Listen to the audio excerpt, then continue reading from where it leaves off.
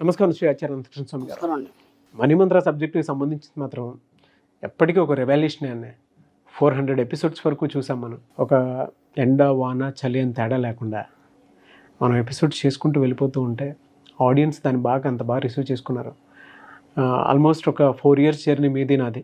అవునండి. On screen చూసుకుంటే మాత్రం ఏం సాధించాము అని అంటే చాలా సాధించాం. చాలా అందరికీ చాలా సాధించేట్టుగా చేసాం. Thank you sir, thank you so much once again. ఈ వీడియోలో ఏం చెప్తున్నారు? నేను నా జీవితంలో ఒక సత్యాన్ని నమ్ముతానండి. ఓకే, నేను అందరికంటే నెంబర్ 1 ఫస్ట్ పాయింట్. నన్ను మించిన గొప్పవాడు లేడు. నేను గొప్ప ధనవంతుని. నేను ఏదైనా చేయగలను, ఏదైనా సాధించగలను. ఓకే, నేను ఎంతైనా సంపాదించగలను, ఎంతైనా ఖర్చు పెట్టగలను. ఓకే, నేను ఎప్పుడు ఎవరితోని పోను. నాకు నేను ఒంటరిగానే ప్రయాణం చేస్తాను. ఎందుకు ఇవన్నీ చెప్తున్నానంటే నీ జీవితంలో నువ్వు ఏదైతే నమ్ముతావో అది మాత్రమే సాధ్యమవుతుంది. కాబట్టి ముందు నీకు నువ్వుగా నీ యొక్క సబ్కాన్షియస్ మైండ్కి ఒక కాషన్ ఇవ్వాలి. ఏమనంటే నేను ఒక గొప్ప వ్యక్తిని, నేను ఒక కారణ జన్ముని, నేను ఇక్కడ భూమి మీద జన్మ తీసుకున్నానంటే నేను ఒక కారణ జన్ముని. అంటే నాకు ఒక కార్యం అనేది అప్పచెప్పబడింది విశ్వం ద్వారా. అది ఎలాంటిది అనేది నీకు సంబంధం లేదు. ఓకేనా? అలా అనుకున్నప్పుడు మాత్రమే నిన్ను ఆ విశ్వం ఒక గొప్ప వ్యక్తిగా తీర్చిదిద్దడం అనేది జరుగుతుంది. అర్థమైందా? మీరు నమ్మనంత మట్టికి మీ అందరిలాగే మీ లైఫ్ కూడా ప్రొద్దున లేవడం, ఏదో పని చేసుకోవడం, వచ్చి తిని పడుకోవడం, ఇంతకంటే మీ జీవితంలో ఎప్పుడు మార్పు రాదు. అర్థమవుతుందా? ఎందుకు మా జీవితంలో మార్పు రావట్లేదంటే ఏనాడు కూడా నిన్ను నువ్వుగా ఒక గొప్ప వ్యక్తిగా నువ్వు భావించలేదు. అర్థమైందా? ఈ అప్పులతో సతమతం అవుతూ, ఈ యొక్క కుటుంబ పరిస్థితులను సతమతం అవుతూ, నువ్వు చేసే పని దగ్గర ఆఫీస్ ప్రెమిసెస్లో నువ్వు సతమతం అవుతూ నిన్ను నువ్వు మర్చిపోతున్నావు.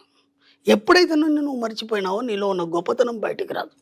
నువ్వెవరు నీకు తెలియదు కదా. ఫస్ట్ చెప్పేవాడు లేడు. నువ్వెవరు, నువ్వు ఎందుకు ఇక్కడ జన్మ తీసుకున్నావు, నీ జన్మ వెనకాల కారణం ఏంటి, ఒక తల్లి చెప్పగలగాలి, లేకపోతే ఒక ఉపాధ్యాయుడు చెప్పగలగాలి, ఒక గురువు చెప్పగలగాలి. అంత టైం మన దగ్గర ఎక్కడ ఉంది? ఇప్పుడైతే ఇంకా పిల్లలైతే అసలు నేను ఒక చిన్న రీసెంట్లో ఒక వీడియో చూశాను.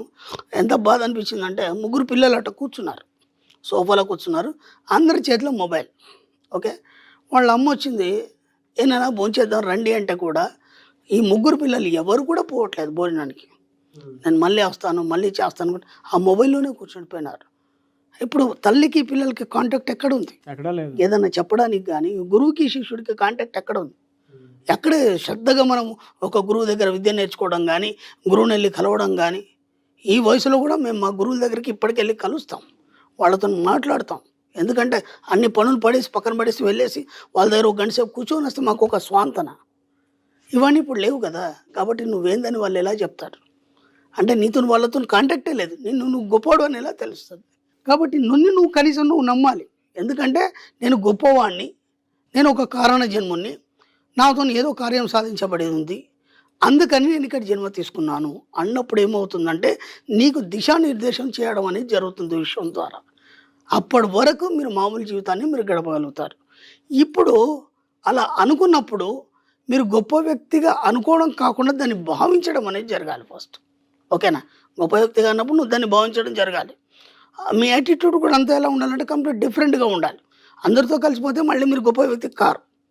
మీకు మీరు ఆలోచించాలి, మీకు మీరుగా ఉన్నతంగా ఎలా జీవించాలి, ఎలా నీ యొక్క యాటిట్యూడ్ని మార్చుకోవాలి, ఎలా సంపాదించాలి. లేదా మీరు ఇప్పుడు మాకు క్లాసులకు ఎంతోమంది వస్తుంటారు, వాళ్ళు ఒక్కొక్కటి చెప్తుంటే నాకు అనిపిస్తుంది కదా, అసలు వీళ్ళేనా అనిపిస్తుంది. స్టార్టింగ్లో వచ్చినప్పుడు వాళ్ళని చూసినప్పుడు, ఇప్పుడు వాళ్ళ స్థాయి ఇంతకుముందు మనం చెప్పుకున్నాం, కాన్షియస్ లెవెల్ పెరిగింది, వాళ్ళ చైతన్య శక్తి స్థాయి పెరిగింది. అవును, వాళ్ళు ఎంత బాగా చెప్తారంటే నేను ఒక ఫ్యాక్టరీ పెట్టదలుచుకున్నాను, ఈ దాంట్లో ఇంతమందికి ఎంప్లాయ్మెంట్ చేయదలుచుకున్నాను. ఇంకా కొందరు లేడీస్ పాపం వాళ్ళు హోమ్లీగా ఇంట్లోనే ఉండేవాళ్ళు, ఈరోజు వాళ్ళు కూడా ఏదో ఒక పరిశ్రమ కానీ లేదంటే ఒక 10 మందికి ఎంప్లాయ్మెంట్ కలిగించే స్థాయికి తీసుకెళ్లారు వాళ్ళు. ఇవన్నీ ఎలా వచ్చాయి అంటే అప్పటి వరకు నిన్ను నువ్వు గుర్తించలేదు. అవును, నువ్వు ఒక గొప్ప వ్యక్తిగా నిన్ను నువ్వు గుర్తించలేదు. ఎప్పుడైతే ఇది తెలిసిందో, తెలిసిన మరుక్షణం దాని వైపు ప్రయాణం చేయడం జరిగింది.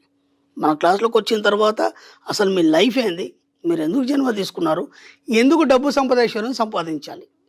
ఓకేనా? డబ్బు సంపదేశ్వరం ఎందుకు సంపాదించాలి?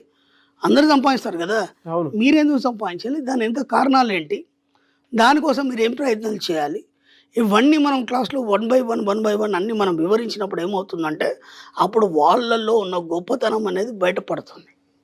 అప్పటి వరకు తక్కువ చైతన్య స్థాయిలో ఉన్న వాళ్ళు కూడా ఈరోజు ఎక్కువ చైతన్య స్థాయిలో ఆలోచిస్తూ గొప్ప వాళ్ళుగా మారిపోతున్నారు. కాబట్టి మీకు మీరుగా ఎప్పుడైతే నమ్మరో అంతవరకు మీరు అలాగే ఉంటారు. ఫస్ట్ మిమ్మల్ని మీ సబ్కాన్షియస్ మైండ్ని మీరు నమ్మించడం మొదలు పెట్టండి. మీరు ధనవంతుడు కావాలనుకున్నారా? ఎస్, నేను ఒక గొప్ప ధనవంతుని. Yes, okay. నేను ఒక గొప్ప వ్యక్తిని కావాలనుకున్నారా? ఎస్, నేను ఒక గొప్ప వ్యక్తిని. ఓకే. ఇప్పుడు మన ప్రముఖులు ఎంతోమంది ఉన్నారు, మన సీనియర్లు కానీ లేకపోతే పెద్దవాళ్ళు, గొప్ప గొప్ప వాళ్ళు ఒక్కొక్క సబ్జెక్ట్లో వాళ్ళు అంతంత గొప్ప గొప్ప స్థాయిలో ఉన్నారు. వాళ్ళు ఎందుకు అలా అయ్యారు? వీళ్ళందరూ ఎందుకు ఇలా లేరు? ఇప్పుడు అదే సబ్జెక్ట్ అందరు చదివిన వాళ్ళు ఉన్నారు కదా, మరి దాంట్లో ఒక్కడే అంత గొప్ప స్థాయికి ఎందుకు వెళ్ళాడు? ఎవరికి రాని ఆలోచన వీళ్ళకే ఎందుకు వచ్చింది? ఇప్పుడు మోక్షగుండ విశ్వేశ్వరయ్య గారు ఉన్నారు, అంత గొప్ప ఎందుకైనారు వాళ్ళు? ఇప్పుడు ఆయన తర్వాత ఎంతోమంది ఇంజనీర్లు వచ్చారు, మంచి మంచి కట్టడాలు కట్టారు. ఆయన ఇప్పటికి ఆయన పేరే మనం ఎందుకు చెప్పుకుంటున్నాం? అంత కాన్షియస్ స్టేజ్ ఎవరు చూడలేదు ఆ సబ్జెక్ట్లో. ఎస్, ఒక్కొక్కటి ఆయన జీవిత చరిత్ర చదువుతుంటే ఒళ్ళు గగురు పడుస్తుంది. ఆయన చేసినటువంటి ఆలోచనలు కానీ ఆ యొక్క కట్టడాలు కానీ అవన్నీ వాళ్ళు ఆ స్థాయికి వెళ్ళారంటే వాళ్ళ చైతన్య శక్తి స్థాయి చాలా హై లెవెల్లో ఉంది. అంటే వాళ్ళని వాళ్ళు నమ్మారు ముందు. ఆ నమ్మినప్పుడు మాత్రమే మీ జీవితంలో ఆ స్థాయికి వెళ్ళడం జరుగుతుంది. కాబట్టి ఫస్ట్ మీరు మీ సబ్కాన్షియస్ మైండ్ నమ్మించండి. మీరు ఎందుకు జన్మ తీసుకున్నారు? నేను స్టార్టింగ్లో చెప్పాను, నేను చాలా గొప్పవాడిని, నన్ను మించిన గొప్పవాడు లేడు.